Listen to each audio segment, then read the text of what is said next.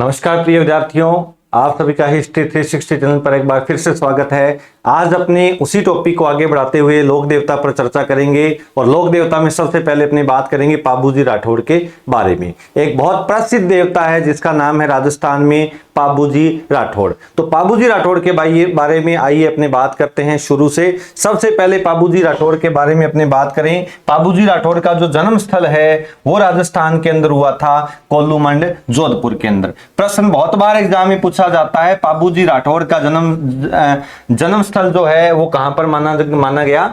कोल्लूमंड जोधपुर के अंदर। पाबूजी राठौड़ का जन्म कोल्लूमंड में हुआ। पिता का नाम था धनदल जी, माता का नाम है कमला दे। पिता धनदल जी और माता का नाम कमला दे। अब ये जो पाबूजी राठौड़ के पिता है जिसका नाम था धनदल जी मारवाड़ के शासक राव सिंह के वंशज थे। तो पाबूजी राठौड़ को ही राजस्थान में माना जाता है राव सिंह का वंशज, यानी कि राव सिंह की पीढ़ी में से निकले हुए लोक देवता का नाम यहां पर है पाबूजी राठौड़।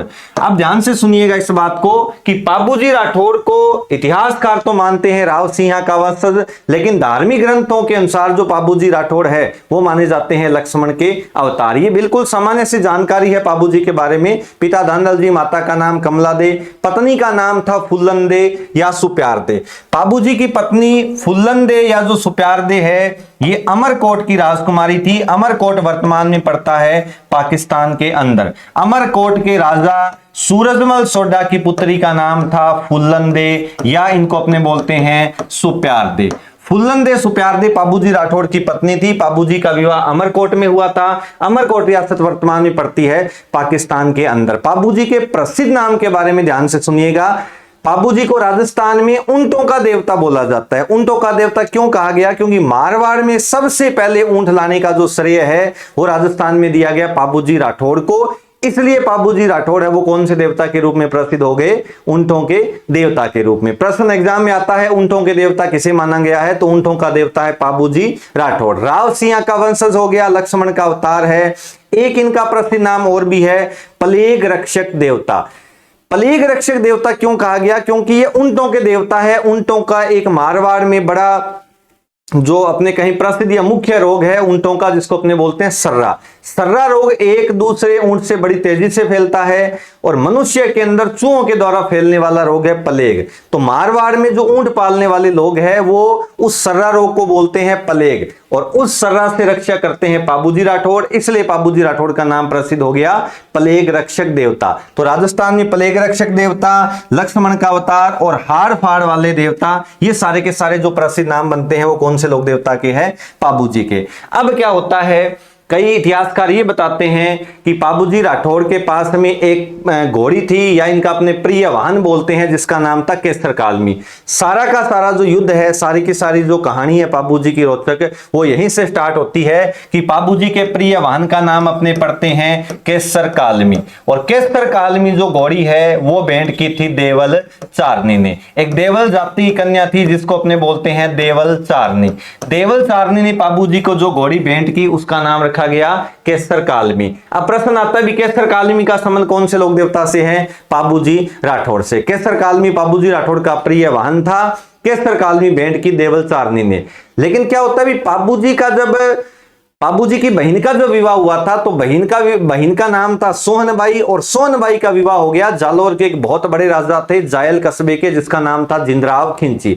जिंदराव खिंची के साथ पाबूजी की बहन का विवाह हुआ, इसलिए पाबूजी के बहनोई भी कौन बन गए? जिंदराव खिंची। जिंदराव खिंची ने इस घोड़ी की जो मांग है वो सबसे पहले किससे कर दी थी? देवल चारनी से। देवल चारनी ने इस घोड़ी देने से मना कर दिया और देवल चारनी ने कहा कि ये घोड़ी जो है वो मैं पाबूजी को दूंगी। पाबूजी ने इनको वचन दिया था देवल चारनी को कि कहा भी जब भी आपकी गायों पर संकट आएगा तो मैं हमेशा जो है आपकी गायों की रक्षा करूंगा। मैं इस घोड़ी का, चमत्कारी घोड़ी का दुरुपयोग कभी भी नहीं करूंगा। मैं इस घोड़ी का प्रयोग करूंगा हमेशा सामाजिक उत्थान के लिए, सामाजिक कार्यों के लिए। तो कुल मिलाकर यहां पर देवल चारनी ने जो घोड़ी है वो किसको भेंट कर दी? उस घोड़ी का नाम था केसर कालमी और भेंट कर दिया यहां पर पाबूजी राठौड़ को। अब सुनिएगा, पाबूजी राठौड़ कहते हैं कि पाबूजी राठौड़ फेरे लेने चले जाते हैं अमरकोट में। अमरकोट है पाकिस्तान के अंदर। अमरकोट में कहते हैं पाबूजी फेरे ले रहे थे इस पाबूजी के विवाह में इनके जीजा बहनोई नहीं पहुंचे। जीजा बहनोई जिंदराव खिंची ने योजना बनाई कि जब पाबू फेरे लेने के लिए अमरकोट जाएगा तो मैं पीछे से किसकी गायों को चुराऊंगा, देवल चारनी की। और देवल चारनी सहायता के लिए जाएगी पाबू जी के पास में। पाबू जब मेरे पास में आएगा तो मैं एक ही शर्त रखूंगा कि घोड़ी को दे जाइए और गायों को ले जाइए। इस हिसाब से कैसर कालमी को हथियाना चाहते थे जिंदराव खिंची। अब क्या करते हैं, पाबूजी फेरे लेने के लिए जाएंगे पाकिस्तान में, और पाकिस्तान में एक रियासत है जिसका नाम है अमरकोट। अमरकोट के अंदर कहते हैं पाबूजी तो फेरे ले रहे थे, और फेरे लेते समय पहला फेरा लिया, दूसरा लिया, तीसरा लिया, चौथा फेरा आधा ही लिया था। अपने कहीं पाबूजी ने कुल 3.5 फेरे लिए थे, और 3.5 फेरे लेते ही आवाज सुनाई देती है देवल चारनी की, और कहती है पाबू मेरी गायें तो कौन ले गया, जिंदराव खिंची। कहते हैं पाबूजी ने अपना जो दायित्व है, कर्तव्य है, निभाते हुए फेरे बीच में छोड़ दिए। जो गठ जोड़ा है उसकी गांठ खोलकर हथलेवा छोड़ दिया, और 3.5 फेरे लेते हुए युद्ध करने चले गए अपने बहनोई जिंदराव खिंची के साथ। जिंदराव खिंची के साथ युद्ध करने चले गए, और कहते हैं भी जिंदराव खिंची के साथ युद्ध करते हुए देवल चारनी की गायों को छुड़ाते हुए एक स्थान पर शहीद हो गए जिसका नाम था देंचू। ये प्रश्न भी बहुत बार एग्जाम में पूछा जा चुका है कि पाबूजी देवल चारनी की गायों को छुड़ाते हुए जिंदराव खिंची के हाथों कौन से स्थान पर वीर गति को प्राप्त हुए, तो स्थान का नाम है देंचू, और देंचू पड़ता है जोधपुर में। पाबूजी का जो मेला है वो लगता है चैत्र की अमावस्या को। चैत्र की अमावस्या को पाबूजी का मेला कोल्लूमंड में लगता है, और एक प्रसिद्ध नृत्य किया जाता है जिसका नाम है थाली लोक नृत्य। प्रश्न एग्जाम में आता है कि पाबूजी की आराधना में किया जाने वाला प्रसिद्ध नृत्य कौन सा है, जिसका नाम है थाली लोक नृत्य। थाली लोक नृत्य का नाम थाली वाद्य यंत्र के नाम पर रखा गया। राजस्थान में वैसे 4 प्रकार के वाद्य यंत्र आते हैं, एक तत् श्रेणी के, दूसरा सुशीर श्रेणी के, तीसरा अवनद का, और चौथा गन का। गन का मतलब होता है भी धातु को धातु से टकराने पर ध्वनि उत्पन्न हो, वे वाद्य यंत्र कहलाते हैं गन श्रेणी के। और उसमें से वाद्य यंत्र आता है मंजीरा है, खड़ताल है, करताल है, झांझ है, और एक वाद्य यंत्र का नाम आता है थाली। तो थाली वाद्य यंत्र के साथ जिस नृत्य का आयोजन होता है उसको अपने बोलते हैं थाली लोक नृत्य। अब प्रश्न बनता है पाबूजी की फड़ से। पाबूजी की फड़ राजस्थान में सबसे ज्यादा प्रसिद्ध, लोकप्रिय, पढ़ने वाली, इंटरेस्टिंग जो है, यहां पर रोचक मानी जाती है पाबूजी की फड़। पाबूजी की फड़ पर चांदी के वर्क से कार्य किया गया, इसलिए प्रश्न यह भी पूछा जा चुका है भी राजस्थान में ऐसे लोक देवता जिनकी फड़ चांदी से निर्मित मानी जाती है उनका नाम क्या है, पाबूजी राठौड़। तो पाबूजी की फड़ है, उसका वाचन कब किया जाएगा, वाचन का मतलब उसको गाएंगे कब उसका जो है वाचन होगा, उसको कब पढ़ा जाएगा, तो ध्यान में रखिएगा। सबसे पहले ऊंट कौन लेकर आए थे, पाबूजी राठौड़। तो ऊंटों के देवता भी कौन है, पाबूजी राठौड़। पाबूजी राठौड़ की फड़ का वाचन जो है वो किया जाएगा ऊंट के बीमार होने पर। ऊंट के बीमार होने पर पाबूजी की जो फड़ का वाचन है वो किया जाता है ऊंट पालक जाति है जिसका नाम है राइका रेबारी। राइका रेबारी जाति के भोपों द्वारा पाबूजी की फड़ का जो वाचन है वो किया जाता है ऊंट के बीमार होने पर। एक प्रश्न और बनता है, पाबूजी की फड़ का जो वाचन है वो राइका रेबारी जाति के भोपों द्वारा कौन से वाद्य यंत्र के साथ किया जाता है, तो उस वाद्य यंत्र का नाम है रावण हत्ता। रावण हत्ता एक तत् श्रेणी का वाद्य यंत्र है, और तत् श्रेणी के वाद्य यंत्र वे होते हैं जिसमें तार से ध्वनि उत्पन्न होती है। अपने कहीं भी तार को छूने से, तार को टकराने से अगर ध्वनि उत्पन्न होती है तो वे वाद्य यंत्र क्या कहलाते हैं, तत् श्रेणी के वाद्य यंत्र। उसमें से एक वाद्य यंत्र का नाम यहां पर क्या है, रावण हत्ता। रावण हत्ता वाद्य यंत्र का जो प्रयोग है वो पाबूजी की फड़ वांचने में किया जाएगा। पाबूजी की जो फड़ है वो वांची जाती है राइका रेबारी जाति के भोपों द्वारा। पाबूजी की जीवनी कौन सी पुस्तक में लिखी गई, तो उसका नाम है पाबू प्रकाश। पाबू प्रकाश के रचयिता आसिया मोर्जी थे। आसिया मोर्जी ने पाबूजी की जो जीवनी है वो लिख दी पाबू प्रकाश के नाम से। ये कुछ बातें होती हैं पाबूजी के बारे में। रामदेव जी का जैसे प्रतीक चिन्ह पगल्या है, हरि राम जी का सांप की बांबी है, अपने कहें बाईं और झुकी हुई पाक के लिए या बाला लिए हुए घोड़े पर सवार जिसको अपने बोलते हैं बाला लिए हुए अश्वारोही। बाला लिए हुए अश्वारोही और बाईं और झुकी हुई पाक के लिए जो लोक देवता प्रसिद्ध माने जाते हैं उस लोक देवता का नाम क्या है, पाबूजी राठौड़। एक दो बातें और बचती है पाबूजी के बारे में। पाबू धनीरी वासना है। पाबू धनीरी वासना थोरी जाति के द्वारा गाई जाती है, और थोरी जाति के द्वारा जब पाबू धनीरी वासना गाई जाएगी या पाबू धनीरी वासना वांची जाएगी तब भी एक अलग वाद्य यंत्र का प्रयोग होता है जिसका नाम है सारंगी। ये सारंगी जो वाद्य यंत्र है ये तत्श्रेणी का सबसे अच्छा वाद्य यंत्र है। और सारंगी वाद्य यंत्र के साथ पाबूजी धनीरी वाचना जो है वो किस जाति के द्वारा गाई जाती है, तो उस जाति का नाम है थोरी जाति। थोरी जाति भी अपना आराध्य किस देवता को मानती है, पाबूजी राठौड़ को, क्योंकि पाबूजी राठौड़ ने अपने दरबार के अंदर बड़े बड़े सरदारों के पद पर किस जाति के लोगों को नियुक्त किया था, तो उस जाति का नाम है थोरी जाति। तो थोरी जाति के आराध्य देवता भी कौन मानेंगे, पाबूजी राठौड़। ये कुछ बातें पाबूजी राठौड़ के बारे में कंप्लीट होती है। अब प्रश्न आता है कि पाबूजी का प्रिय वाहन जिसका नाम क्या था, केसर कालमी। पाबूजी का दो प्रतीक चिन्ह है, झुकी हुई पाग और भाला लिए हुए अश्वारोही। पाबूजी कौन से स्थान पर शहीद हो गए, स्थान का नाम है देंचू। पाबूजी ने विवाह में फेरे लिए 3.5, इसलिए आज भी इनके अनुयायी कितने फेरे लेते हैं, 3.5। प्रिय वाहन का नाम केसर कालमी जो देवल चारनी ने भेंट किया। पाबू प्रकाश के रचयिता है आसिया मोड़ जी। अपने अब तक 3 पीर कंप्लीट हो चुके हैं। पहले थे गोगाजी चौहान, दूसरे रामदेव जी जो तंवर वंशीय राजपूत थे, तीसरे देवता का नाम आता है पाबूजी राठौड़। अब सुनिएगा चौथे पीर का नाम आता है यहां पर हरबूजी। हरबूजी का संबंध वैसे बुंडेल नागौर से है। बुंडेल नागौर से इनका जो है वो जन्म स्थल माना गया है। बुंडेल नागौर से इनका जन्म हुआ, लेकिन मोस्ट इंपॉर्टेंट बात यह बनती है कि रामदेव जी के मौसेरे भाई थे। रामदेव जी के मौसेरे भाई थे हरबूजी, इसलिए हरबूजी के गुरु का नाम है वो भी माना गया है बालीनाथ। प्रश्न आता है कि हरबूजी के गुरु का नाम क्या था, बालीनाथ। रामदेव जी के मौसेरे भाई थे, रामदेव जी के गुरु का भी नाम यहां पर क्या है, बालीनाथ। और बालीनाथ की समाधि स्थल है, बालीनाथ का जो समाधि स्थल है वो माना जाता है मसूरिया पहाड़ी। मसूरिया पहाड़ी पर रामदेव जी का प्रसिद्ध मंदिर है जो जोधपुर के अंदर अपने को देखने को मिलता है। हरबूजी के बारे में प्रश्न सबसे ज्यादा एग्जाम में पूछा गया है। इनका संबंध था राव जोधा से। मारवाड़ के शासक कहते हैं भी राव जोधा जब जोधपुर को जीत नहीं पा रहे थे, बार बार आक्रमण किया, लेकिन फिर कहते हैं अपने बार बार ये विफल होते गए, तो हरबूजी ने आशीर्वाद लिया राव जोधा को। राव जोधा को एक तलवार और एक फेंटा भेंट करते हैं और मारवाड़ पर विजय प्राप्ति का क्या देते हैं, आशीर्वाद।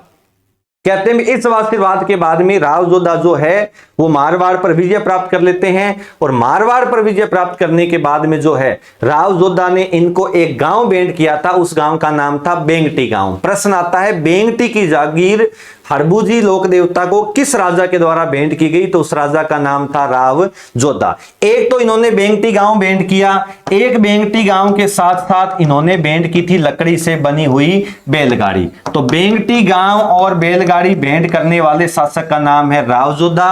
और किसको भेंट करते हैं, तो लोक देवता का नाम है हरबूजी। ये बेंगटी गांव राजस्थान में बड़ा फेमस है। यहां पर हरबूजी का प्रसिद्ध यहाँ पर अपने कहे प्रमुख मंदिर है। अब क्या करते हैं, इस बैलगाड़ी से विकलांग गायों की सेवा करते थे।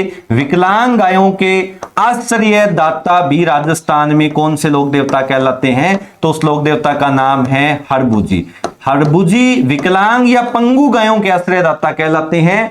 इनका प्रसिद्ध नाम है एक तो शकुन शास्त्र के ज्ञाता, शकुन शास्त्र के ज्ञाता थे, विकलांग गायों के आश्रयदाता कहलाए। या आपने कहीं मारवाड़ में वचन सिद्ध पुरुष जो है वो किसको बोला गया, हरबूजी को। हरबूजी का प्रिय वाहन है जिसका नाम अपने पास में है सियार। हरबूजी का प्रमुख वाहन सियार क्यों माना गया, क्योंकि कहते हैं भी हरबूजी की घोड़ी का नाम था सिया, हरबूजी की जो बैलगाड़ी है जो राव जोधा ने भेंट की थी इसका नाम था सिया। और सिया से लोगों ने वाहन का नाम रख दिया सियार। लेकिन आज जब एग्जाम में प्रश्न आता है भी हरबूजी का वाहन था तो अपने को आंसर देना है सियार। जैसे रामदेव जी का वाहन नीला घोड़ा है, गोगा जी का वाहन नीली घोड़ी है, पाबू जी का वाहन केसर कालमी है, ऐसे ही हरबूजी के वाहन का नाम यहाँ पर क्या है, सियार। राव जोधा समकालीन थे। राव जोधा ने किसके आशीर्वाद से जो है वो मारवाड़ पर विजय प्राप्त की, तो उस लोक देवता का नाम है हरबूजी। हरबूजी का प्रमुख मंदिर मेंगटी गांव में है। शकुन शास्त्र के ज्ञाता कहलाते हैं, वचन सिद्ध पुरुष है। और एक इंपॉर्टेंट बात यहां पर और ध्यान में रखनी है कि राजस्थान में वर्तमान में ऐसे लोक देवता जिनके मंदिर में मूर्ति के स्थान पर बैलगाड़ी की पूजा होती है, तो उस देवता का नाम क्या है, हरबूजी। ऐसे कई प्रश्न आगे अपने को देखने को मिलेंगे। राजस्थान में ऐसे देवता कौन से हैं जिनके मंदिर में 2 ईंटों की पूजा होती है मूर्ति के स्थान पर? तो उस देवता का नाम है देव नारायण जी। राजस्थान में खंडित मूर्ति के रूप में पूजा होती है शीतला माता की। राजस्थान में पीठ की पूजा होती है ब्रह्माणी माता की, जिसका मंदिर है सोरसन 12 के अंदर। राजस्थान में लकड़ी के तोरण के रूप में किसकी पूजा होती है? तो उस लोक देवता का नाम है मामादेव।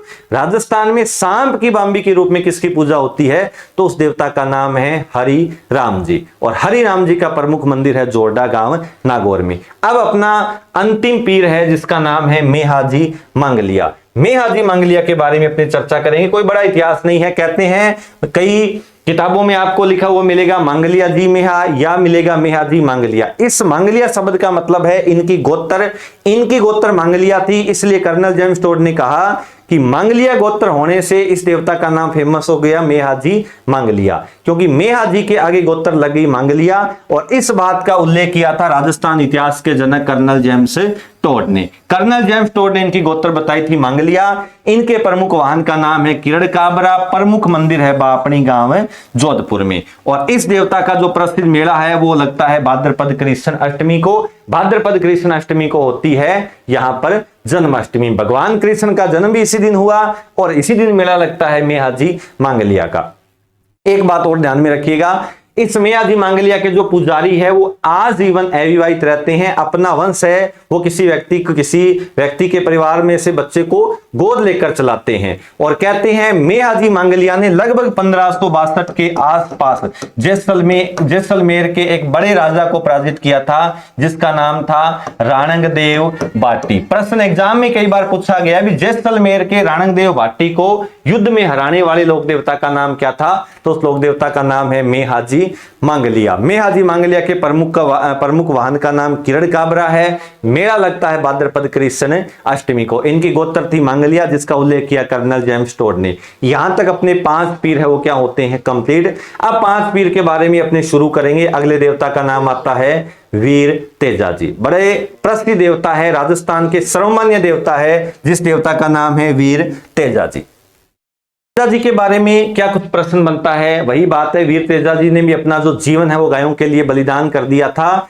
वीर तेजा जी का पहले तो अपने पढ़ते हैं जीवन परिचय, फिर इनकी बात करेंगे युद्ध से संबंधित कुछ बातें हैं, कहां पर मेला लगता है, क्या विशेष बात है, वो सारी की सारी बातें अपने यहां पर करेंगे। सबसे पहले इनका जन्म हुआ था खरनाल में, खरनाल नागौर में है। इनका जन्म नागवंशीय जाट परिवार में हुआ और इनकी गोत्र थी धोल्या, इसलिए धोल्या वीर के नाम से किस देवता को जाना गया? तो उस देवता का नाम है वीर तेजा जी। पिता का नाम ताहर जी है, माता का नाम पिता का नाम ताहर जी और अपने कहें माता का नाम जो है वो कमला दे, या कई बुक्स के अंदर इसको लिखा हुआ मिलता है राजकुंवर। दोनों नाम ही आप ध्यान में रखिएगा, कमला दे या राजकुंवर। पिता का नाम है ताहर जी, पत्नी का नाम यहां पर क्या है?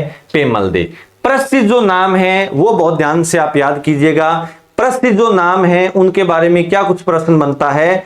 अगर अपनी बात करें भी राजस्थान के अंदर वीर तेजा जी को बोला जाता है कृषि कार्यों के उपकारक देवता।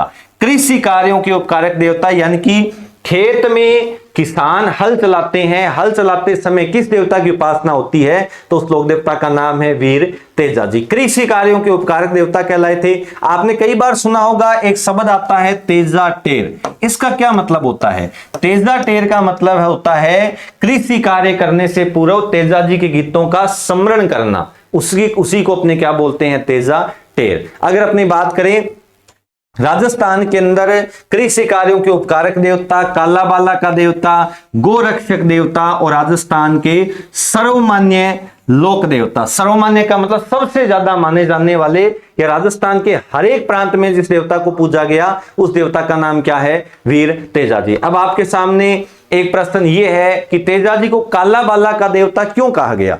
कालाबाला का क्या मतलब होता है? नाम तो आपको ध्यान में रखना ही है कि कालाबाला किसे कहा गया, लेकिन यह बात भी अपने को पता होनी चाहिए कि कालाबाला का देवता क्यों कहा गया। काला का मतलब यहां से सांप से है, सांपों से रक्षा करते हैं। बाला का मतलब यहां पर एक रोग से है जिस रोग को अपने बोलते हैं प्राचीन काल में नारू रोग। नारू रोग एक त्वचा का रोग है और इसको बोलते हैं बाला रोग। काला का मतलब है सांप, और सांप से रक्षा कौन से देवता करते हैं? वीर तेजा जी। इसलिए इस देवता का नाम फेमस हो गया काला बाला का देवता। काला बाला का देवता कृषि कार्यों का उपकारक देवता। राजस्थान में सर्वमान्य लोक देवता कौन कहलाते हैं? वीर तेजा जी। अब सुनिएगा, इनकी पत्नी का नाम था पेमल दे। पेमल दे जो है वो रहने वाली थी पनेर की। पनेर कस्बा पड़ता है अजमेर के अंदर। पनेर अजमेर की राजकुमारी थी, राजा रायचंद्र की पुत्री थी, जिसका नाम क्या था? पेमल दे। और कहते हैं पेमल दे की एक सहेली थी जिसका नाम था लाच्छा गुजरी। यहां से भी तेजा जी का जो इतिहास है वो ज्यादा प्रसिद्ध होता है। लाच्छा गुजरी की गायों को कहते हैं, लाच्छा गुजरी की गायों को कहते हैं मेर के मीणा जो है वो चुरा कर ले जाते हैं। बहुत बड़ा इतिहास है। कई इतिहासकार ये भी बताते हैं कि तेजा जी का विवाह हुआ था और तेजा जी की जो पत्नी है उनका ननिहाल पक्ष खरनाल गांव में था। तो इस तेजा जी की पत्नी यानी कि पेमल दे के ननिहाल पक्ष वाले ये नहीं चाहते थे कि इसका विवाह, पेमल दे का विवाह किसके साथ में हो? वीर तेजा जी। तो कहते हैं इस बात से वो नाराज थे क्योंकि पेमल दे के ननिहाल पक्ष वालों का गांव भी कौन सा था? खरनाल। तो उन्होंने भी इस बात का विरोध किया था, वो इस बात का बदला लेना चाहते थे। अब कहते भी मेर के मीणाओं की सहायता से तेजा जी के जो अपने कहें तेजा जी की पत्नी है पेमल दे, उसके ननिहाल पक्ष वालों ने मेर के मीणाओं से मिलकर किसकी गायों को चुरा लिया? तो उसका नाम था लाच्छा गुजरी। और लाच्छा गुजरी की गायों को छुड़ाने के लिए कौन से देवता चले गए? वीर तेजा जी। कहते हैं कि लाच्छा गुजरी की गायों को जब मेर के मीणा ले गए तो मेर के मीणाओं से युद्ध करने जाते हैं वीर तेजा जी। यहां पर दो बातें अलग अलग, दो बातों का अलग अलग प्रमाण मिलता है। कई इतिहासकार तो ये बात कहते हैं कि जब मेर के मीणाओं से युद्ध करने चले गए तो इनको रास्ते में एक सांप दिखाई देता है। सांप वाली बात आपने कभी ना कभी पढ़ी होगी जीवन के अंदर। सांप मिलता है और सांप क्या करता है? सांप अग्नि में जल रहा होता है। तेजा जी ने सोचा भी इसको किसी ने जबरदस्ती आग में फेंक दिया, तो तेजा जी उसको बाहर निकाल देते हैं। जब सांप को बाहर निकाला तो सांप को गुस्सा आ गया। सांप ने कहा भी मुझे और मेरी नागिन को श्राप मिला हुआ था एक साथ जलकर मरने का। अब मेरी नागिन तो जल गई और मैं रह गया अकेला, मैं आपको इस बात की क्या दूंगा? सजा। उस सांप ने कहा भी आप सजा जरूर दीजिएगा, लेकिन इससे पहले मैं अपना जो धर्म है, कर्तव्य है, वो निभा कर आ जाऊं। तो कहते हैं तेजा जी युद्ध करने चले गए। अब कई इतिहासकार तो ये बात कहते हैं कि जब युद्ध किया तो युद्ध में किसको पराजित कर दिया? मेर के मीणाओं को। मेर के मीणाओं को पराजित कर दिया। और मेर के मीणाओं को पराजित करने के बाद में वापस आते हैं कौन से स्थान पर? तो स्थान का नाम था सेंदरिया। सेंदरिया में सांप है वो इनका इंतजार कर रहा था। तेजा जी का पूरा शरीर है वो रक्त से अपवित्र हो गया, केवल एक पवित्र अंग था जिसका नाम है जीभ। और तेजा जी ने अपनी जीभ बाहर निकाली, उस जीभ पर सांप ने क्या मार दिया? डस। कहते हैं भी तेजा जी को सांप डसा सेंदरिया में। कुछ दूरी पर चलने के बाद में तेजा जी की मृत्यु हो गई। तो सांप डसने से मृत्यु कहां पर मानी जाती है? सुरसुरा। सुरसुरा और सेंदरिया। और तीसरा स्थान यहां पर आता है मंडावरिया। कई इतिहासकार ये बात कहते हैं कि सांप वाली कहानी सारी की सारी झूठी है, ऐसा कुछ नहीं हुआ था। तेजा जी मेर के मीणाओं से युद्ध करते हुए वीरगति को प्राप्त हो गए और मेर के मीणाओं से युद्ध करते हुए शहीद हुए। उस स्थान का नाम क्या है? मंडावरिया। तो मंडावरिया, सेंदरिया और सुरसुरा, ये तीनों स्थान कहां पर है? अजमेर में। तो आप ध्यान में रखिएगा भी तेजा जी की सर्वाधिक पूजा जिस जिले में होती है उस जिले का नाम है अजमेर। अब तीन बातें बहुत इंपॉर्टेंट बनती है। प्रश्न आए तेजा जी को कौन से स्थान पर सांप डसा? तो उसका नाम सेंदरिया है। सांप डसने से मृत्यु कहां पर हुई? सुरसुरा में। और मेर के मीणाओं से युद्ध करते हुए शहीद कहां पर हो गए? मंडावरिया। तीनों के तीनों स्थान कहां पर है? अजमेर में। सर्वाधिक पूजा भी कहां पर होती है? अजमेर में। तेजा जी के ऊपर एक फिल्म बनाई गई थी जिसका नाम तो था वीर तेजा जी। वीर तेजा जी फिल्म के डायरेक्टर कौन माने जाते हैं? उसका नाम है रामराज नाहटा। बड़ा इंपॉर्टेंट प्रश्न है। राजस्थान के इतिहास पर 5 से 6 फिल्में बनी है, जैसे पानीपत है, पद्मावत है, सोनार किला है, वीर तेजा जी है। इनके जो डायरेक्टर है वो भी आपने जो है साथ के साथ याद करेंगे। वीर तेजा जी फिल्म के डायरेक्टर आपको आज के बाद में याद करना है रामराज नाहटा। रामराज नाहटा ने जो फिल्म बनाई उसका नाम था वीर तेजाजी। वीर तेजाजी का जो प्रिय वाहन था उसका नाम है लीलन, या इसको बोलते हैं श्रृंगारी। अब एक बार प्रश्न यह भी पूछा गया था कि तेजाजी की जब सुरसुरा में मृत्यु हो गई तो मृत्यु का समाचार किसने दिया था घर पर? उस वाहन का नाम है लीलन, या लीलन को बोलते हैं श्रृंगारी। तेजा दशमी का त्योहार कब मनाया जाता है? भाद्रपद शुक्ल दशमी को। वैसे एक प्रसिद्ध मेला भी लगता है जिसका नाम है वीर तेजाजी पशु मेला। राजस्थान में वीर तेजाजी जो पशु मेला है इसका आयोजन होता है पर्वतसर नागौर के अंदर, भाद्रपद के महीने में होता है। पहले ये वर्तमान में आय की दृष्टि से सबसे बड़ा पशु मेला कहलाता था, लेकिन वर्तमान में इसकी जगह ले ली जसवंत सागर पशु मेले ने। जसवंत सागर पशु मेला लगता है भरतपुर में, जो आय की दृष्टि से सबसे बड़ा पशु मेला माना जाता है। लेकिन वीर तेजाजी पशु मेला है वो नागौरी बैलों के लिए प्रसिद्ध है, और कौन से स्थान पर लगता है? पर्वतसर नागौर के अंदर। इसका आयोजन भी भाद्रपद के महीने में होता है। तेजा दशमी का त्योहार कब मनाया जाता है? भाद्रपद शुक्ल दशमी को। ये कुछ बातें कंप्लीट होती है तेजाजी के बारे में। खास बात, ज्यादा प्रश्न ये पूछे जाएंगे। तेजाजी के प्रिय वाहन का नाम लीलन है, कृषि कार्यों के उपकारक देवता कहलाए। इनके जो पुजारी है वो घोड़ला कहलाते हैं। घोड़ला का यहां पर क्या मतलब होता है? कहते हैं जब तेजाजी ने सांपों के ऊपर अपना पहला प्रयोग किया था। प्रयोग कैसे किया कि सांप ने अगर किसी व्यक्ति को काट दिया तो काटे गए स्थान से रक्त को चूसकर जहर अलग करने का सबसे पहला प्रयोग किसने किया था? वीर तेजाजी ने। और आज इनके जो पुजारी है वो भी ये कार्य करते हैं, तो पुजारियों को नाम दिया गया है घोड़ला। प्रश्न आए कि किसके पुजारी घोड़ला कहलाते हैं, तो उस देवता का नाम क्या है? वीर तेजाजी। यहां तक अपने तेजाजी का ही जो इतिहास है वो यहां पर समाप्त करते हैं। फिर नेक्स्ट लोक देवता का नाम अपने सामने आता है देव नारायण जी। अब अपने बात करेंगे सारी की सारी लोक देवता देव नारायण जी के बारे में। एक राजस्थान के अंदर शासक हुए थे सवाई भोज। सवाई भोज से इनका इतिहास है वो राजस्थान में प्रसिद्ध हुआ था। सवाई भोज के बारे में क्या कुछ बातें मिलती है? सवाई भोज सारथी थे दुर्जन साल के। दुर्जन साल एक हाड़ौती का प्रसिद्ध राजा था। दुर्जन साल के सारथी थे सवाई भोज। सवाई भोज रथ चलाते थे दुर्जन साल का, और कहते हैं भी दुर्जन साल का विवाह होना था जेतानी राजकुमारी के साथ। जेतानी राजकुमारी के साथ जब विवाह होना था तो आपको पता होता है विवाह में सबसे पहले रस्म जो निभाई जाती है वो निभाई जाती है तोरण छूने की। तोरण छूने के लिए पहुंचे दुर्जन साल। दुर्जन साल का रथ कौन चला रहे थे? सवाई भोज। कहते हैं जब तोरण पर पहुंचे तो तोरण छुआ नहीं गया दुर्जन साल से, क्योंकि दुर्जन साल छोटे कद का व्यक्ति था।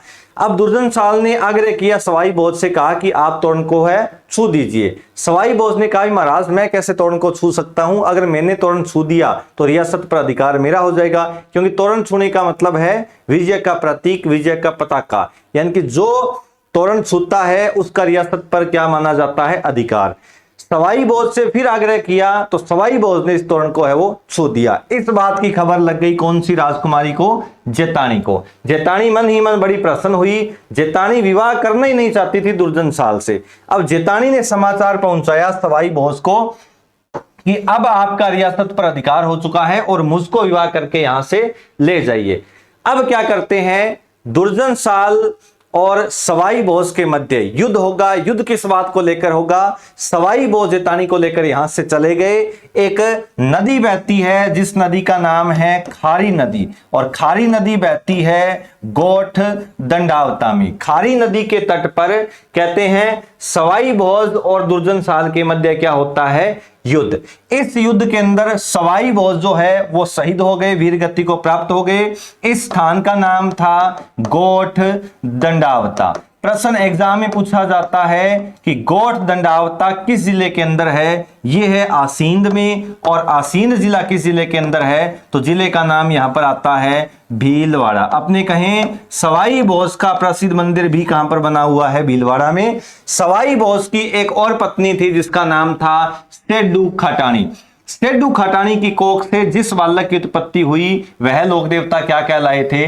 देव नारायण जी। अब आप ध्यान में रखिएगा कि देव नारायण जी की जो शिक्षा दीक्षा है, आपने कहीं लालन पालन जो है वो संपन्न होता है देवास में। देवास की रहने वाली राजकुमारी थी सेड्डू खटानी, जो देव नारायण जी की क्या थी? माता। देवनारायण जी की माता का नाम सेड्डू खटानी है। देवनारायण जी की पत्नी का नाम था पीपल दे। अवतार कहलाए विष्णु के। एक बड़ा इंपॉर्टेंट नाम है कि राजस्थान में औषधियों वाले देवता किसे माना गया, तो औषधियों वाले देवता का नाम है देव नारायण जी।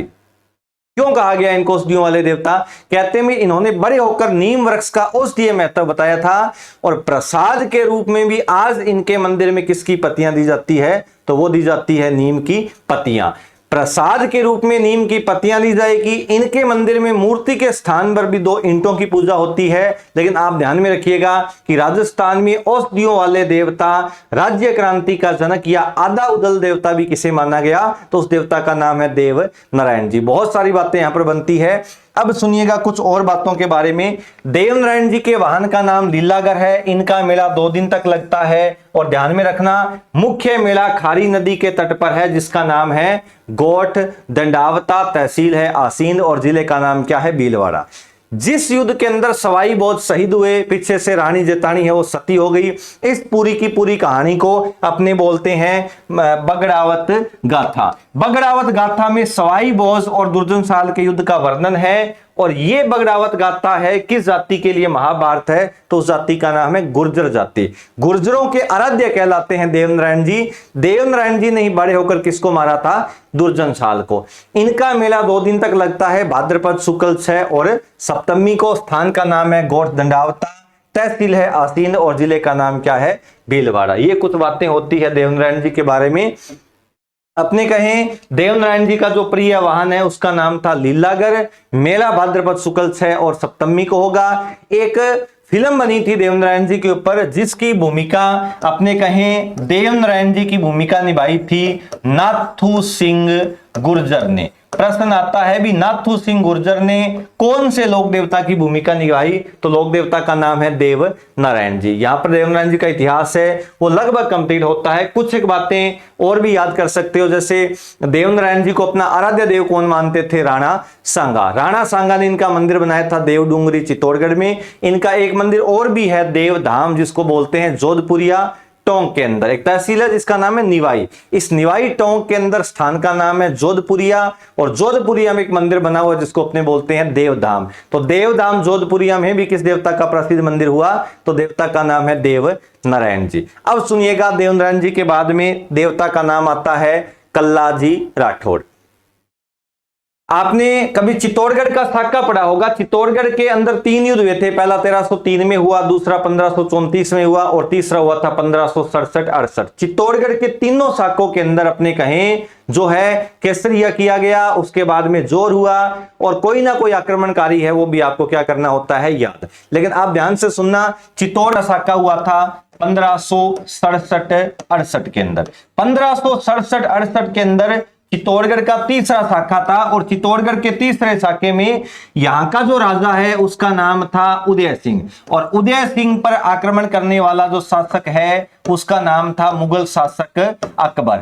अकबर ने यहां पर आक्रमण किया, और कहते हैं जब अकबर ने आक्रमण किया तो उदय सिंह के 2 वीर बहादुर सेनापति थे, जिसका नाम था जयमल और फत्ता। अब जो अपने चर्चा करने जा रहे हैं वो चित्तौड़गढ़ के तीसरे साके के बारे में है। तीसरा साका 1567-68 को हुआ था, और कहते हैं भी इस साके के अंदर जो है जयमल फत्ता ने बड़ी ही बहादुरी से इनका सामना किया था मुगल शासक अकबर का। जयमल के भतीजे थे जिसका नाम था कल्ला राठौड़। जयमल का भतीजा कल्ला राठौड़ यहां पर किनका साथ दे रहा था, तो उनका नाम है जयमल। कल्ला राठौड़ ने जयमल का साथ दिया, और कहते हैं इस युद्ध के अंदर कल्ला राठौड़ है वो भी शहीद हो गए, और यहां पर केसरिया कौन कर लेते हैं, जयमल और फत्ता। याद करने वाली बात यह है कि जयमल के भतीजे कल्ला राठौड़ ने जब जयमल के पैरों में गोली लगी, पैरों में गोली लगने के बाद में जब जयमल अपाइज हो गया, तो जयमल को अपने कंधों पर किसने बिठाया था, कल्ला राठौड़। क्योंकि कहते हैं भी कल्ला राठौड़ युद्ध में शीश कटने के बाद में भी डटे रहे थे, और कहते हैं भी एक साथ 4 हाथों से तलवारें चली दिखाई दी, इसलिए इस देवता का जो प्रसिद्ध नाम है वो माना गया 4 हाथों वाले देवता। राजस्थान में 4 हाथों वाले देवता है वो किसको बोला जाता है, कल्ला राठौड़ को। वैसे कल्ला राठौड़ का जो जन्म है वो सामियाना ग्राम नागौर के अंदर हुआ था। कल्ला राठौड़ का जन्म है सामियाना में, और सामियाना हरियाणा के जिले के अंदर है, नागौर के अंदर। कल्ला जी की बुआ का नाम है रिश्ते में, वो था मीराबाई। कल्ला जी के गुरु का नाम है, वो था भैरवनाथ। और कल्ला जी अवतार कहलाए थे शेषनाग के। पिता का नाम आज सिंह है, राठौड़ वंशीय थे।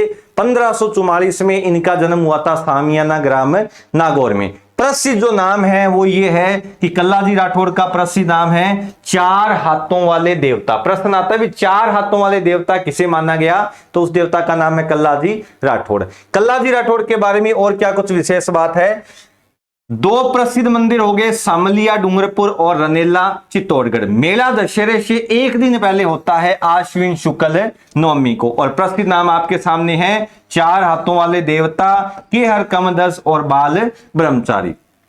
कल्ला जी का जो प्रसिद्ध मुख्य मंदिर है वो चित्तौड़गढ़ के अंदर है, रनेला में। एक कल्ला जी की सिद्ध पीठ भी है सामलिया डूंगरपुर के अंदर। यहां पर आदिवासी इनके मंदिर में अफीम और केसर चढ़ाते हैं और कहते हैं भी कल्ला जी की जो छतरी बनी हुई है वो कहां पर है, चित्तौड़गढ़ में। तो ये कुछ बातें कल्ला जी के बारे में कंप्लीट होती है। इंपॉर्टेंट जो फैक्ट है जहां से बार बार एग्जाम में प्रश्न आते हैं वो ये है कि कल्ला जी का संबंध चित्तौड़गढ़ के तीसरे साके से है।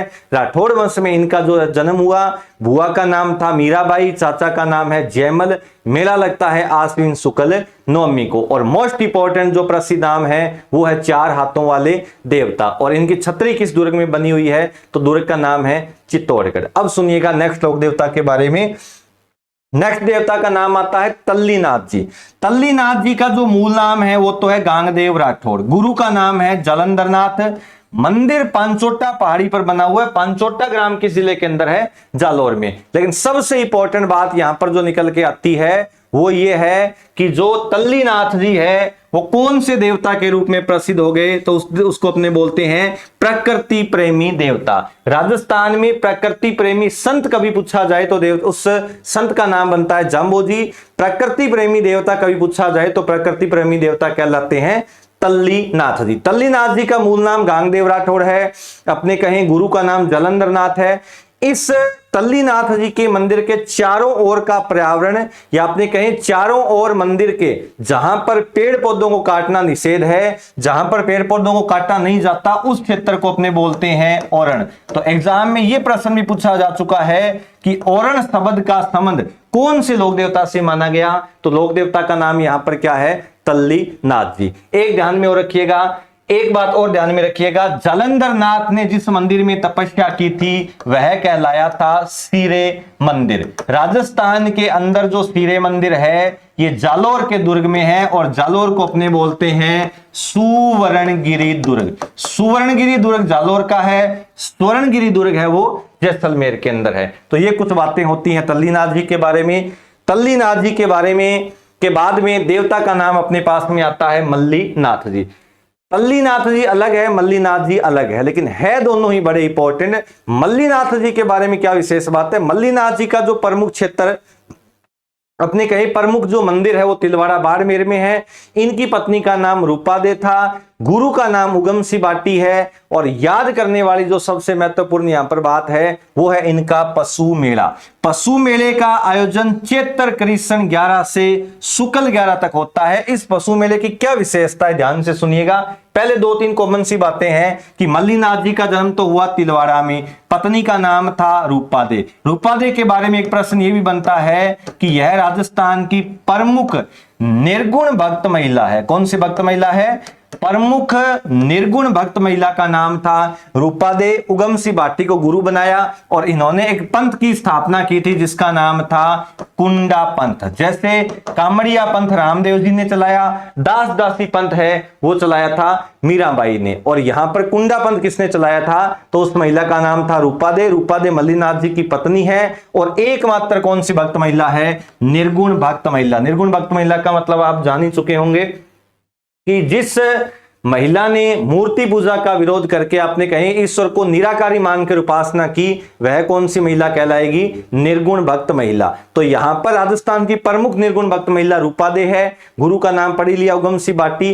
अब अपनी बात करते हैं मल्लीनाथ जी का जो पशु मेला है वो राजस्थान के अंदर लगता है तिलवाड़ा में। नदी का नाम ध्यान में रखिएगा, नदी का नाम है लूणी नदी। लूणी नदी के तट पर यह मेला आयोजित होता है। इस मेले की विशेषता एक तो यह है कि यहां पर सर्वाधिक कौन सी गाय की नस्ल का क्रय विक्रय होता है, तो गाय की नस्ल है थारपारकर। एक इस मेले की महत्वपूर्ण विशेषता यह है कि यह राजस्थान का सबसे प्राचीन पशु मेला है। राजस्थान का सबसे प्राचीन पशु मेला कौन से लोक देवता का है, तो लोक देवता का नाम है मल्लीनाथ जी। गाय की थारपारकर नस्ल है और किस नदी के तट पर होता है, तो नदी का नाम है लूणी नदी। एक बात और ध्यान में रखिएगा, ये जो मेला है इसमें घोड़ों की सबसे अच्छी नस्ल है मालानी। तो घोड़ों की मालानी नस्ल का जो क्रय विक्रय है वो राजस्थान में कौन से मेले में किया जाएगा, तो मेले का नाम है मल्लीनाथ जी पशु मेला। और मल्लीनाथ जी पशु मेला जो है वो राजस्थान में लगता है तिलवाड़ा में। तिलवाड़ा है बाड़मेर के अंदर। पत्नी का नाम रूपादे है, गुरु का नाम उगम सी बाटी है, पंथ का नाम कुंडा पंथ है। और इस मेले का आयोजन है वो होता है चैत्र कृष्ण 11 से शुक्ल 11 तक। याद रखिएगा, यह पशु मेला गाय की कौन सी नस्ल के लिए प्रसिद्ध माना गया, तो नस्ल का नाम है थारपारकर। घोड़ों की मालानी नस्ल है, लूणी नदी के तट पर लगता है और अपने कहें इसकी महत्वपूर्ण विशेषता है राजस्थान का सबसे प्राचीन पशु मेला। ये सारी की सारी बातें किसके बारे में कंप्लीट होती है, तो देवता का नाम है मल्लीनाथ जी। देवता का नाम आता है हरिराम जी। जब सांपों की बात आती है तो हरिराम जी का नाम जरूर आएगा। सांपों के देवता गोगा जी भी है, सांपों के देवता तेजा जी भी है, सांपों के देवता हरिराम जी है। सांपों के देवता गोगा जी के पुत्र केसरिया कुंवर भी माने जाते हैं। लेकिन वो बातें डिपेंड करती है ऑप्शन के ऊपर। जब एग्जाम में प्रश्न आएगा तो आपको ऑप्शन वहां पर क्या क्या दिखाई देते हैं। पहला नाम आता है गोगा जी का, गोगा जी के बाद में तेजा जी का, तेजा जी के बाद में हरिराम जी का, हरिराम जी के बाद में सांपों का इलाज कौन करते हैं, केसरिया कुंवर। हरिराम जी का मंदिर है जोरडा नागौर में। गुरु का नाम यहां पर है इनके भूरा, गुरु का नाम भूरा था। इस हरिराम जी के मंदिर में वर्ष में 2 बार मेले लगते हैं। पहला लगता है चैत्र शुक्ल पंचमी को और दूसरे मेले का आयोजन होता है भाद्रपद शुक्ल पंचमी को। वर्ष में कितने मेले हो गए टोटल, 2। पहले मेले का आयोजन चैत्र शुक्ल पंचमी को, दूसरे का आयोजन भाद्रपद शुक्ल पंचमी को। प्रतीक चिन्ह जो यहां पर याद करना है वो है सांप की बांबी। बहुत बार एग्जाम में प्रश्न आता है कि सांप की बांबी किस देवता के मंदिर में पूजी जाती है, तो देवता का नाम है हरिराम जी। हरिराम जी भी सांपों के देवता के रूप में प्रसिद्ध हुए थे। प्रश्न आता है एग्जाम में सांपों के देवता, तो सांपों के देवता हरिराम जी है। हरिराम जी का प्रमुख मंदिर जोरडा में है, गुरु का नाम भूरा है और प्रतीक हो गया सांप की बांबी। वर्ष में 2 बार मेले लगते हैं, चैत्र शुक्ल पंचमी और भाद्रपद शुक्ल पंचमी। अब जैसे जैसे अपने आगे बढ़ते जाएंगे देवताओं का जो क्रम है वो बिल्कुल छोटा होता जाएगा। बहुत सारे देवता ऐसे आएंगे जिसके बारे में प्रमुख मंदिर ही याद करना है या उनका जो प्रमुख मेला है या विशेष जो धार्मिक स्थल है केवल वही अपने को याद करना है। क्योंकि बड़ा इतिहास तो पहले पीरों का पढ़ लिया, फिर तेजा जी आए, फिर देवनारायण जी आए, कल्ला जी आए। अब इतिहास इनका बिल्कुल छोटा होता जाएगा। अब सुनिएगा, अपनी बात करते हैं नेक्स्ट लोक देवता के बारे में। नेक्स्ट देवता का नाम आपके सामने है वीर बिग्गा जी। राजस्थान के अंदर जो वीर बिग्गा जी है, वीर बिग्गा जी का जो प्रमुख मंदिर है वो रीडी गांव के अंदर है। रीडी गांव है बीकानेर के अंदर। रीडी गांव बीकानेर में है, तहसील का नाम है डूंगरगढ़। प्रश्न आता है कि वीर बिग्गा जी का प्रमुख मंदिर किस जिले के अंदर है, तो जिले का नाम है डूंगरगढ़।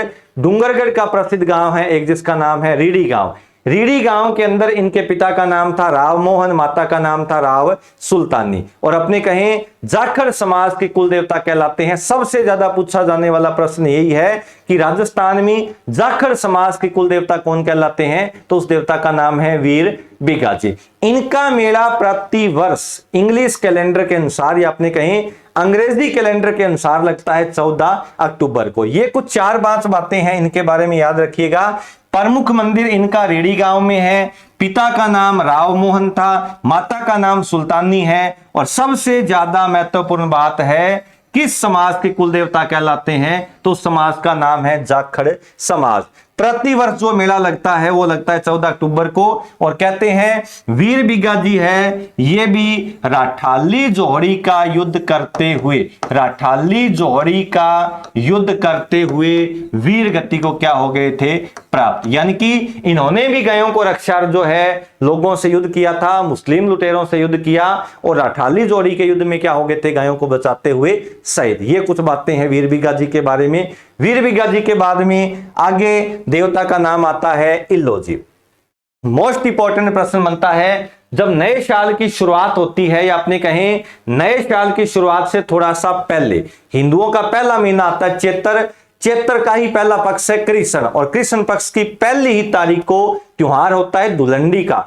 उस धुलंडी के दिन राजस्थान में कौन से लोक देवता की सवारी होती है, तो वही उस देवता का नाम अपने क्या पढ़ रहे हैं, इल्लो जी। इल्लो जी के बारे में प्रश्न ये बनता है कि राजस्थान में छेड़छाड़ के देवता कौन कहलाते हैं। छेड़छाड़ के देवता है इल्लो जी। छेड़छाड़ का मतलब है महिलाओं की सुरक्षा से संबंधित, महिलाओं की सुरक्षा से संबंधित, या आपने कहीं राजस्थान में बांझपन स्त्रियों को पुत्र प्राप्ति के लिए जो विख्यात देवता है, उस देवता का नाम क्या है, इल्लो जी। इल्लो जी के बारे में सबसे इंपॉर्टेंट बात यही बनती है कि राजस्थान में छेड़छाड़ के देवता के रूप में पूजे जाते हैं। इनकी सवारी निकाली जाती है चैत्र कृष्ण एकम को। समय कुंवारे थे, लेकिन आज भी किसका वरदान देते हैं, विवाह का। विवाह का वरदान देते हैं, समय कुंवारे रहे थे, लेकिन कहते हैं भी जो इल्लो जी है वो हिरण्यकश्यप के बहनोई थे और होलिका के क्या थे, पति। आपने सुना भी होगा, एक कहानी है जिसमें होलिका प्रहलाद को गोद में लेकर आग में बैठती है। जलाना तो प्रहलाद को चाहती है, लेकिन जल है वो समय जाती है।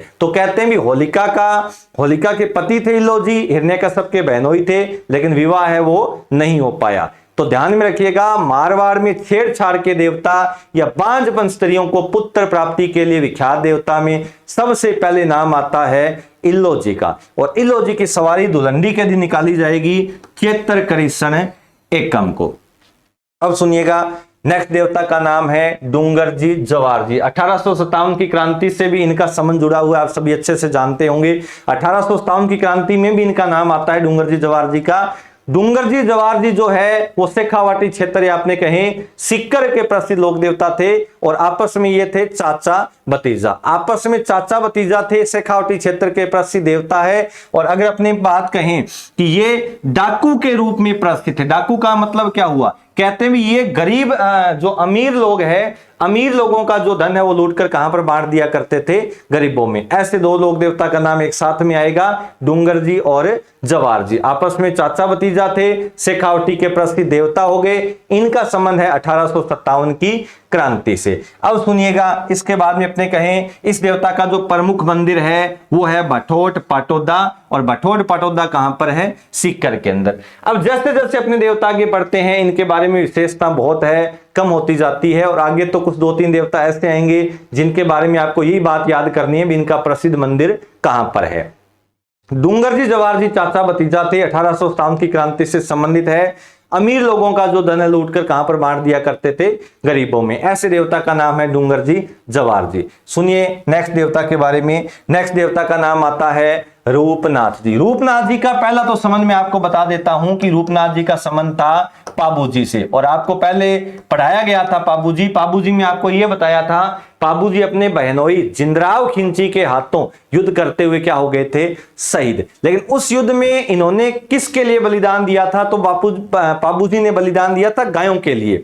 पाबू जी यहां पर देवल चारनी की गायों को छुड़ाते हुए जिंदराव खिंची के हाथों क्या हो जाते हैं, वीर गति को प्राप्त। कहते हैं भी जब पाबू जी उस युद्ध में शहीद हुए, वीर गति को प्राप्त हुए, तो उसके अंदर पाबू जी का पूरा परिवार है वो वहां पर क्या हो गया था, शहीद। और उसके अंदर कहते हैं पाबू जी के भतीजे राव बुड्ढो जी के पुत्र थे, जिनकी वहां पर उत्पत्ति हुई, जहां पर उनका जन्म हुआ। क्यों कहते हैं उनकी माता की तो मृत्यु होने वाली थी, तो माता ने पेट को चीरकर अपने बच्चे को बाहर निकाल दिया, और उसी लोक देवता का नाम क्या प्रसिद्ध हो गया, रूपनाथ जी। इसलिए अपने रूपनाथ जी का जो प्रसिद्ध नाम है वो लिखते हैं जरडा जी। इनका जो प्रसिद्ध मंदिर है वो कोल्लूमंड गांव में है, और कोल्लूमंड गांव कहां पर है, जोधपुर में। ये बात सबसे इंपॉर्टेंट है। पाबू जी के भतीजे और राव बुड्ढो जी के जो पुत्र है उस देवता का नाम है रूपनाथ जी। इसलिए कई बार एग्जाम में प्रश्न आता है कि राजस्थान में ऐसे लोक देवता जिनका संबंध पाबू जी से माना गया है, तो उस देवता का नाम क्या है, यहां पर रूपनाथ जी। और रूपनाथ जी का दूसरा प्रसिद्ध नाम यहां पर जरडा जी है। और एक बात जो है वो ध्यान में रखिएगा, इनकी मान्यता राजस्थान के बाहर हिमाचल प्रदेश में है। हिमाचल प्रदेश में ये पूजे जाते हैं बाबा बालकनाथ के रूप में। प्रश्न बहुत बार एग्जाम में, राजस्थान के एग्जाम में पूछा गया है कि राजस्थान में ऐसे देवता जिनकी मान्यता हिमाचल प्रदेश के अंदर है, तो उस देवता का नाम है रूपनाथ जी। रूपनाथ जी बाबू जी के भतीजे थे। इनका प्रसिद्ध मंदिर कोलूमंड गांव में है और अपने कहीं हिमाचल प्रदेश में इनकी मान्यता है बालकनाथ के रूप में। सुनिएगा नेक्स्ट देवता का नाम। नेक्स्ट देवता का नाम एक अपने पास में आता है भोमिया जी। भोमिया जी का यहां पर क्या मतलब निकलता है? भोमिया जी का मतलब किसी देवता से, कोई विशेष किसी इंसान से नहीं है। भोमिया जी एक प्रकार की उपाधि होती है। अलग अलग जगहों पर अलग अलग भोमिया के नाम से देवता प्रसिद्ध हुए। जैसे जयपुर का एक दुर्ग बना हुआ है जिसका नाम है नाहरगढ़। नाहरगढ़ का जो दुर्ग है वो नार सिंह भोमिया के नाम पर रखा गया। तो प्रश्न सीधा सा एग्जाम में यही पूछा जाता है कि राजस्थान में ऐसे लोक देवता जो भूमि के रक्षक देवता या क्षेत्र विशेष रक्षक देवता कहलाते हैं, उनका नाम क्या है? भोमिया जी। एग्जाम में यही प्रश्न आएगा। इसके अलावा भोमिया जी से कोई प्रश्न नहीं बनता। भोमिया जी के बाद में दूसरी बात आती है बाबा झुंझार की। बाबा झुंझार की मान्यता है थोड़ी बहुत मारवाड़ क्षेत्र में। इनकी सवारी है वो निकाली जाती है राम नवमी के दिन। राम नवमी का जो त्योहार है वो मनाया जाता है चैत्र शुक्ल नवमी को। चैत्र शुक्ल नवमी को कौन सा त्योहार होता है? राम नवमी का। अब देवता का नाम आता है पन्नराज जी। पन्नराज जी के बारे में अपनी चर्चा करें तो पन्नराज जी का जो संबंध है वो जैसलमेर से है। पन्नराज जी जैसलमेर से हैं और कहते हैं पन्नराज जी जो है गायों की रक्षा करते हुए क्या हो गए थे? शहीद। ये कुछ बातें अपने लोक देवता के बारे में कंप्लीट होती है। एक दो लोक देवता और बचते हैं, जैसे यहां पर एक देवता का नाम आता है देव बाबा। एग्जाम में इनके बारे में कोई ज्यादा प्रश्न नहीं बनते। जो जो फैक्ट मैं आपको बताता हूं इन्हीं को आप अच्छे से याद करना। देव बाबा एक तो ग्वालों के देवता कहलाते हैं, ग्वालों के देवता कहलाते हैं। और इनका जो प्रसिद्ध या मुख्य मंदिर है वो कहां पर है? भरतपुर के अंदर। भरतपुर में नगला जहाज में इनका प्रसिद्ध मंदिर है। ग्वालों के देवता कहलाते हैं जिसका नाम है देव बाबा। तो देव बाबा का संबंध भरतपुर से है। पन्नराज जी को अपनों ने पढ़ी लिया। बाबा झुंझार की सवारी कब निकाली जाएगी? चैत्र शुक्ल नवमी को। ये कुछ लोक देवता थे अपने इंपॉर्टेंट लोक देवता का जो चैप्टर है वो अपना यहाँ पर कंप्लीट होता है। मैं आपको फिर से कुछ बातें बताता हूं, उनके ऊपर आप थोड़ा सा फोकस कीजिए। जैसे जितने भी लोक देवता है उनके चाहे मेलों की तारीख हो, चाहे उनका प्रसिद्ध मंदिर हो, चाहे पत्नी का नाम हो, गुरु का नाम हो, ये 5 जो फैक्ट है इनको आप अच्छे से याद करना। एग्जाम में प्रश्न ये बहुत बार पूछा जा चुका है कि एक तो इनका प्रिय वाहन, एक इनका प्रमुख मंदिर, इनको आपस में सुमेलित करो से बहुत बार एग्जाम में प्रश्न आए हुए हैं। तो इनके ऊपर आप फोकस करना। सबसे पहले आप पढ़िएगा 5 पीर। 5 पीरों से ज्यादा प्रश्न आते हैं। 5 पीरों के बाद में तेजा जी है, देवनारायण जी है, देवनारायण जी के बाद में कल्ला जी है, मल्लीनाथ जी है, तल्लीनाथ जी है। आगे बहुत सारे छोटे के छोटे जो लोक देवता है वो राजस्थान में प्रसिद्ध है। तो आज के लिए इतना ही, फिर मिलेंगे अपने नेक्स्ट चैप्टर पर। तब तक के लिए आप सभी का धन्यवाद।